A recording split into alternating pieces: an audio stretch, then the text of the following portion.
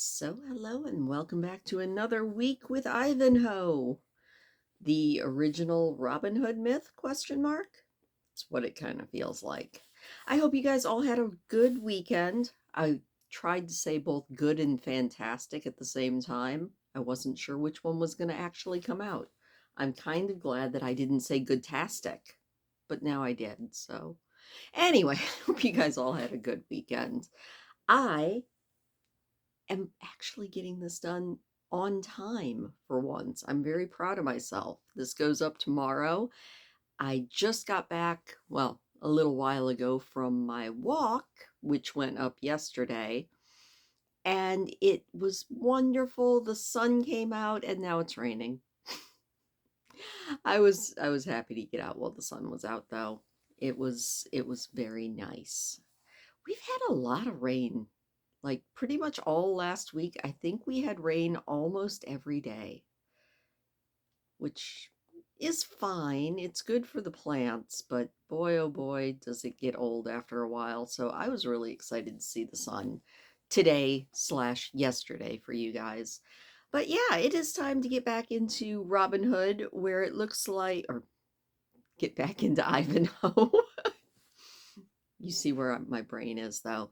It's time to get back into Ivanhoe, where when last we left, Robin of, well, Locksley. I don't know if his name is actually Robin of Locksley, but Locksley seems to be gathering all of his forces, including the friar, who I'm just going to call Friar Tuck, who I liked in the last chapter, the friar saying that whatever sins he does while he's dressed as a layman, he can just forgive when he puts his friar's outfit back on and it'll be fine. It's a very pragmatic way to look at it.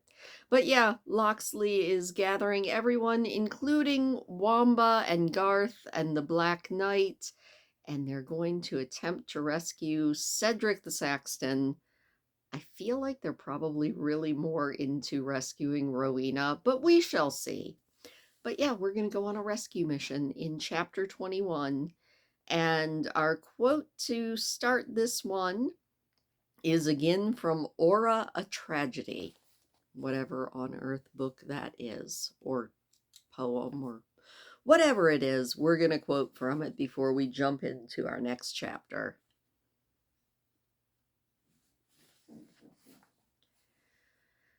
Alas, how many hours and years have passed since human forms have round this table stayed, or lamp or taper on its surface gleamed. Methinks I hear the sound of time long past still murmuring o'er us in the lofty void of those dark arches, like lingering voices of those who long within their graves have slept. Aura, a Tragedy. Okay. And now we're going to begin and jump into Ivanhoe by Sir Walter Scott with chapter 21. While these measures were taking in behalf of Cedric and his companions, the armed men by whom the latter had been seized hurried their captives along towards the place of security where they intended to imprison them. But darkness came on fast, and the paths of the woods seemed but imperfectly known to these marauders. They were compelled to make several halts, and once or twice to return to their road to resume the direction which they wished to pursue. The summer morn had dawned upon them before they could travel in full assurance that they were on the right path, but confidence returned to them with daylight, and now the cavalcade moved rapidly forward. Meanwhile, the following dialogue took place between the two leaders of the bandits. "It is time thou should leave us, Sir Maurice," said the Templar to De Bracy, "in order to prepare the second part of the mystery. Thou art next, thou knowest, to act as the knight deliverer." "I've thought the better of it," said De Bracy. "I won't leave until the prize is fairly deposited in Fondebouf's castle. There I will appear before the Lady Rowena in my own shape, and trust that she will set down to the vehemence of my passion the violence to which I have now been guilty." "And what has made you change your plan, De Bracy?" said the knight. "None of your business," he said. "I would hope, however, Sir Knight," said the Templar, "that this alteration of measures arrives from no suspicion of my honorable meaning, such as Fitzroy endeavored into instilling in you." "My thoughts are my own," said De Bracy. "The fiend laughs, they say, when one thief robs another, and we know that were he to spit fire and brimstone instead, it would never prevent a Templar from following his bent." "Or the leader of a free company," said the Templar, "from dreading at the hands of a comrade and friend the injustice that he does to all man." "This is unprofitable and a perilous recrimination," said De Bracy. "Suffice it to say, I know the morals of the Temple Order, and I will not give you the power of cheating me out of the fair prey for which I have taken such risks." "Pshaw!" said the Templar. "What do you have to fear? You know the vows of my order." "That I do," said De Bracy, "and also how they're kept. Come, Sir Templar, the laws of gallantry have liberal interpretation in Palestine, and this is a case in which I will trust not to your conscience." "Then hear the truth," said the Templar. "I care not for your blue-eyed beauty. There is one on that train, one that would make me a better mate." "What? Would you stoop to the waiting damsel?" said De Bracy. "No," said the knight. "To the waiting woman I will not stoop. I have a prize among the captives as lovely as yours." "Oh, by the mass! You mean the Jewish woman," said De Bracy. "And if I do," said de Bois Guilbert, "who will gainsay me?" "No one that I know," said De Bracy, "unless it be your vow of celibacy, or a check of your conscience for an intrigue with a Jew." "For my vow," said De Bracy, or said the Templar, "our Grand Master hath granted me a dispensation, and for my conscience, a man that has slain 300 Saracens need not reckon upon every little failing like a village girl at her first confessional." "You know your own privileges the best," said De Bracy. "Yet I would have sworn that your thought had been more on the old man's money bags than upon the eyes of his daughter." "I can admire both," said the Templar. "Besides, the old man is but a half prize. I will have to share his spoils with Front de Bœuf, who won't be lending us his castle for nothing. I must have something that I can term exclusively my own, and I have fixed upon the lovely Rebecca as my prize. But now you know my drift. You can resume your own original plan. Yes? You have nothing to fear from my interfering." "No," said De Bracy, "I will remain beside my prize. What you are saying is likely true. But I don't like the privileges acquired by the dispensation of the Grand Master and the merit acquired by the slaughter of 300 Saracens. You have too good a right to a free pardon to render you very supercilious about peccadilloes."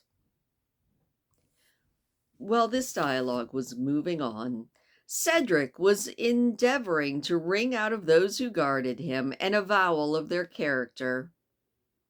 "You should be Englishmen," he said, "and yet, sacred heaven, you prey upon your countrymen as if you were Normans. You should be my neighbors, and if so, my friends, for Which of my English neighbors have reason to be anything else? I tell ye, yeoman, that even those among ye who have been branded with outlawry have had from me protection, for I have pitied your miseries and cursed the oppression of the nobles. What then will you have of me? What can this violence serve you? You're worse than brute beasts. Will you imitate the brutes?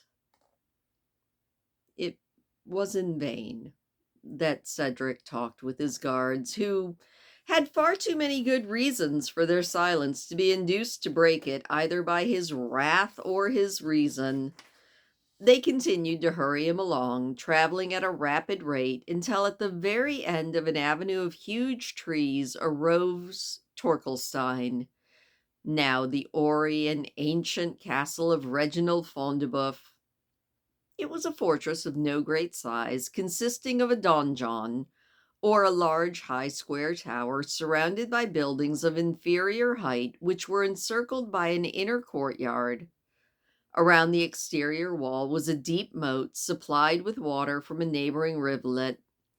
Fondeboeuf, whose character placed him often at feud with his enemies, had made considerable additions to the strength of his castle by building towers on the outside walls so as to flank it at every angle.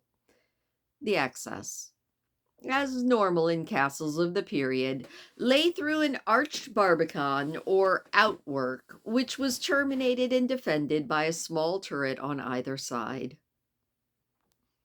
Cedric no sooner saw the turrets of Fondeboeuf's castle raise their gray and moss-grown battlements, glimmering in the morning sun above the woods by which they were surrounded, than he instantly augured more truly concerning the cause of this misfortune.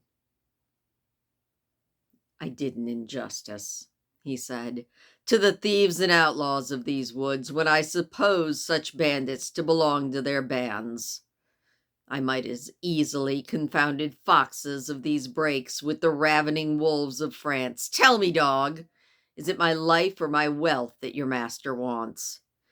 It is too much that two Saxtons, myself and Athelstein, should hold land in the country which was once the patrimony of our race. Put us then to death. Complete your tyranny by taking our lives as you took our liberty. If the Saxton Cedric cannot rescue England, he's willing to die for her. Tell your tyrannical master, I do only beseech him to dismiss the Lady Rowena in honor and safety. She is a woman. He need not dread her. And with us will die all who dare fight for her cause. The guards remained as mute to this as to the latter, and they now stood in front of the gate of the castle. De Bracy winded his horn 3 times, and the archers and crossbowmen who had manned the wall upon seeing their approach quickly lowered the drawbridge to admit them. The prisoners were compelled by their guards to alight and were conducted to an apartment where a hasty feast was offered them, of which no one but Athelstein felt any indication to eat. Neither had the descendant of the confessor very much time to do justice to the food placed before them, for their guards gave him and Cedric to understand that they were to be imprisoned in a chamber separate from Rowena. Resistance was futile, and they were compelled to follow to a large room, which, rising on clumsy Saxon pillars, resembled those refectories and chapter houses which may still be seen, but only in the most ancient parts of our most ancient monasteries.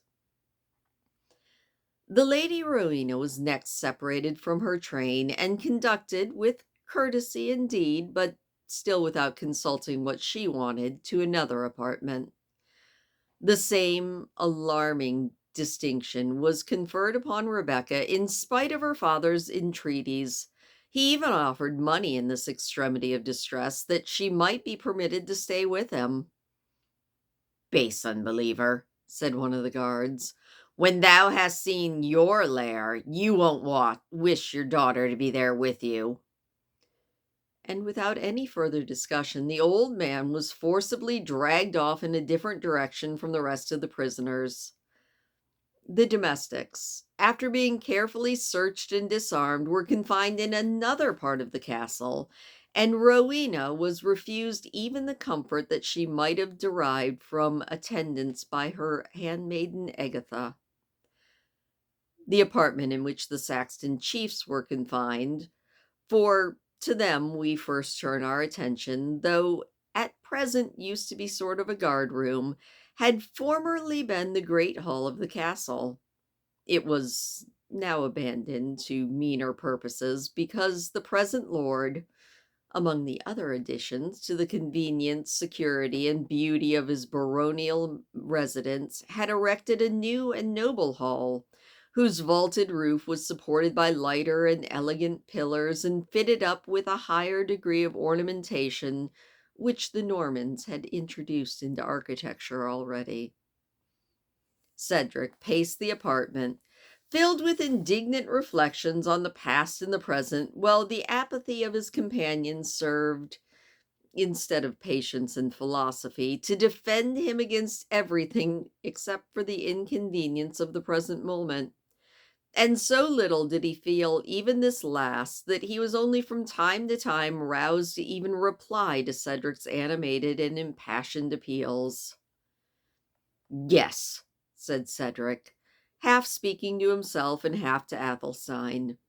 "It was in this very hall that my grandfather feasted with Torkel Wolfganger when he entertained the valiant and unfortunate Harold, who was then advancing against the Norwegians who had united themselves to the rebel Tosti. It was in this hall that Harold returned with the magnanimous answer to the ambassador of his rebel brother. Often I have heard my father kindle as he told that tale. The envoy of Tosti was admitted when this ample room could scarce contain the crowd of noble Saxons who were drinking the blood-red wine." "I hope," said Athelstine, somewhat moved by this part of his friend's story, "that they will not forget to send us some wine and reflections at noon. We scarce had a breathing space allowed to break our fast, and I never have the benefit of my food when I eat immediately after dismounting from horseback, although the leeches do recommend that practice." Cedric just went on with his story, without noticing the observations of Athelstine. "The envoy of Tosti," he said, "moved up the hall, undismayed by the frowning faces of all around him, until he made his bow before the throne of King Harold. 'What terms,' he said, 'Lord King, hath thy brother Tosti to hope if he should lay down his arms and ask for peace at your hands?' 'A brother's love,' had said the generous Harold, 'and a fair earldom of Northumberland.' 'But should Tosti accept these terms,' said the envoy, 'what lands shall be assigned to his faithful ally, Harada, the King of Norway?' 7 feet of English ground,' had said Harold, 'or as Harada is said to be a giant, perhaps we will give him 12 inches more.' And then the hall. The hall rang with acclamations, and cup and horn was filled to the Norwegian, who should speedily in possession become of his English territory. 'I could have pledged him with all my soul,' said Athelstine, 'for my tongue cleaves to my palate.' 'The envoy,' Cedric said, pursuing his tale some more, though Athelstine wasn't listening. 'The envoy retreated to carry to Tosti and his ally the ominous answer of his injured brother. It was then that the distant towers of York and the blood streams of Derwent beheld that direful conflict, which, after displaying the most undaunted valor, the King of Norway and Tosti both fell with 10,000 of their followers. Who would have thought that upon the proud day when this battle had been won, the very gale which waved the Saxon banners in triumph was filling the Norman sails and impelling them to the shores of Sussex. Who would have thought that Harold, in a few brief days, would himself possess no more of his kingdom than the share which he had allotted in his madness to the Norwegian invader? Who would have thought that you, noble Athelstine, that you, descended of Harold's blood, and that I, whose father was not the worst defender of the Saxon crown, should now be prisoners to a vile Norman, in the very hall where our ancestors had such a high festival? It is sad, said Athelstine, but I trust they will hold us to a moderate ransom.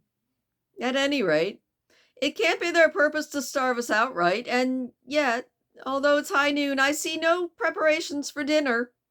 Look up at the window, Cedric, and judge by the sunbeams if it's not almost noon. It may be so, said Cedric, but I cannot look at that stained lattice without its awakening other reflections than those which concern the passing moment or its privations. When that window was made, noble friend, our hardy fathers knew not the art of making glass or staining it.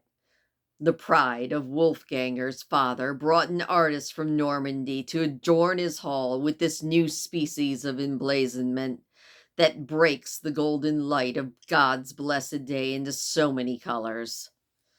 The foreigner came here, poor, beggarly, cringing, and subservient, ready to doff his cap to the meanest native of the house. He returned pampered and proud, to tell his countrymen of the wealth and simplicity of the Saxon nobles.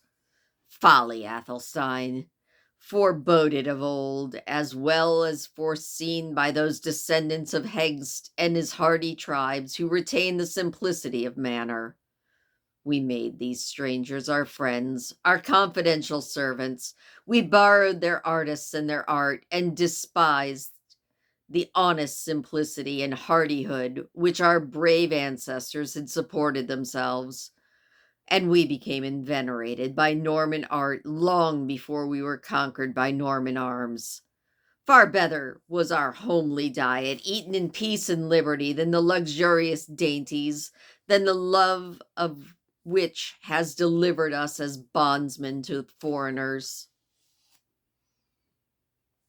I should, said Athelstine, hold a very humble diet, a luxury right now. And it astonishes me, Cedric, that you can bear so truly in mind the memory of past deeds when it appears you've forgotten what hour dinner is supposed to be.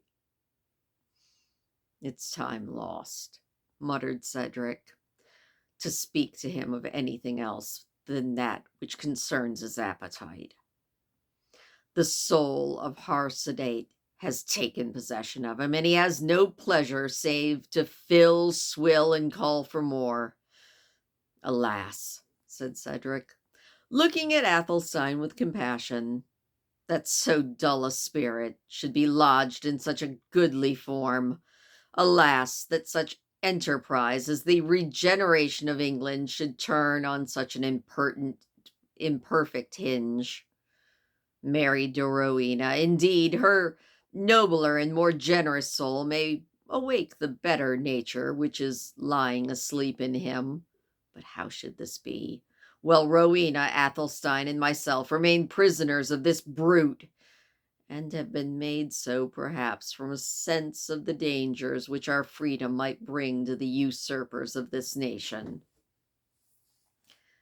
While Cedric was plunged into these painful reflections, the door of the prison opened and gave entrance to a sewer. I think that means steward, holding his white rod of office. This important person advanced into the chamber with a grave pace, followed by 4 attendants, bearing a table covered with dishes, the sight and smell of which seemed to be instantly appealing to Athelstine, and compensation for all the inconvenience he had thus far undergone. The persons who attended the feast were all masked and cloaked, though. What mummery is this? Said Cedric. Think you that we are ignorant whose prisoners we are? When we're in the castle of your master, tell him, he said, willing to use this opportunity to open a negotiation for freedom. Tell your master, Reginald Fondeboeuf, that we know no reason he can have for withholding our liberty, excepting his unlawful desire to enrich himself at our expense. Tell him we yield, as in similar circumstances we should do to that of an actual robber. Let him name the ransom at which he wants our freedom, and it will be paid, providing that the extraction is suited to our means. The servant made no answer, but did bow his head. And tell Sir Reginald Fondeboeuf, said Athelstine, that I send him my mortal defiance and challenge him to combat with me, on foot or horseback, at any secure place, within 8 days of our liberation, which, if he is a true knight, he will not, under these circumstances, venture to refuse or delay. I will deliver to my master your defiance, said the server. Meanwhile, I leave you to your food.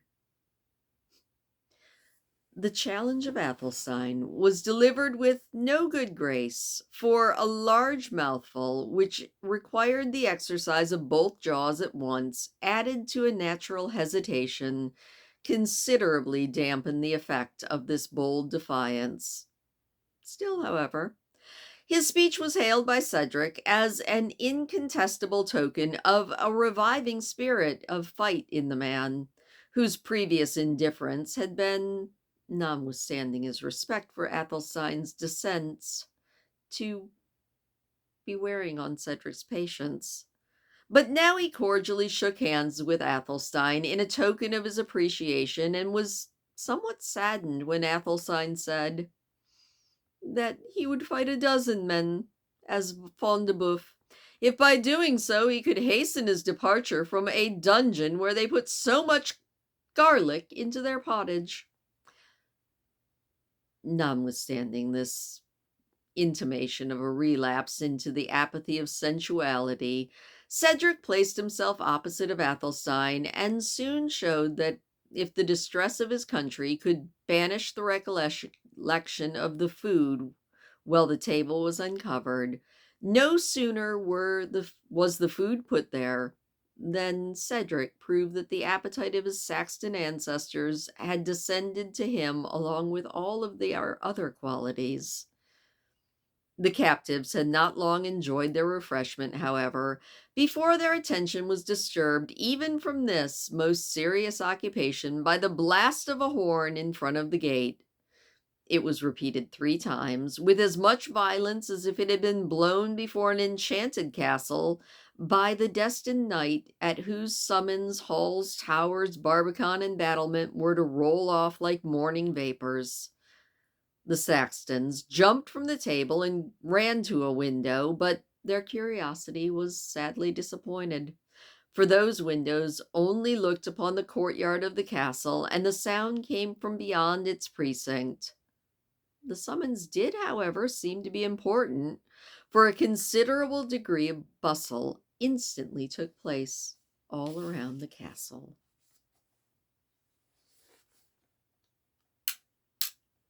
And that is the end of chapter 21. Okay, I might have butchered a few passages there because boy, oh boy, did the language get thorny towards that end bit. But I enjoyed that chapter. I enjoyed Athelstine. I could picture it almost in a movie of him like pacing up and down the hall, telling this grand story to him of this grand battle, and Athelstine just being like, "When's lunch? I don't care what you're saying, Cedric. When's lunch? If they don't feed me soon, I might riot. Except rioting would be too much of a pain. When's lunch?" I kind of sympathize with that. I've had times when my mind was entirely on my food and nothing else.